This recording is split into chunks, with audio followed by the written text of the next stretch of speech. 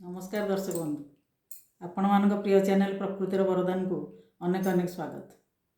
आज आम जाना गोटे घरोई औषध विषय जहाँ आमको ये शीत दिने गोड़ फाटुवा समस्या मुक्ति दब। घरे जो जिनस आमर अति सहजरे मिलूँ ताकू नहीं आम आज तैयारी करवा।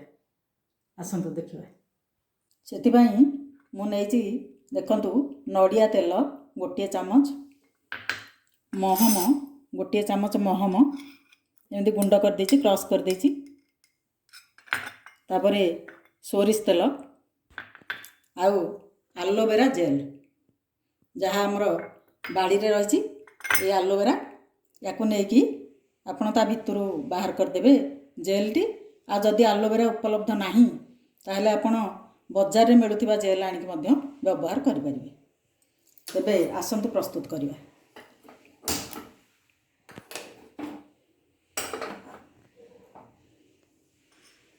गोटे चामच महम सबको आम ये एकाठी करी गरम करदेवा।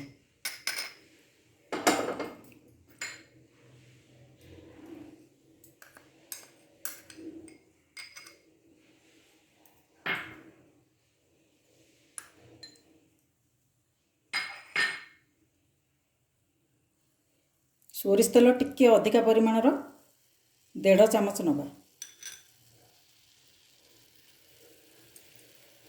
आपको सब एकदम धीमा आंचरे आम आपको टे गरम करदे जमी सब गुड़िक तरलिकी मिसीज।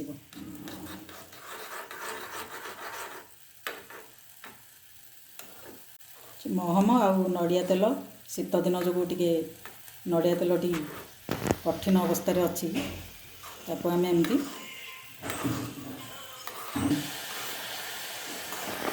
एकदम मिसीगला सब गुड़िक ए बंद करदे। आपण चाहिए अधिका परिमाण सब गुड़िक नहीं पारे। आम या एमती ठंडा हवा पर्यंत सब गुड़िक मिसवा दबा। या आम रखीदबा गोटे डबारे, खोला मुह डबारे। या प्रतिदिन गोड़े 2 बेला जाक मालिश कले अति शीघ्र आम गोड़ फटा समस्या मुक्ति पाइबा। देखो ये ठंडा हो जावा पर आउ कठिन अवस्था को आसीज।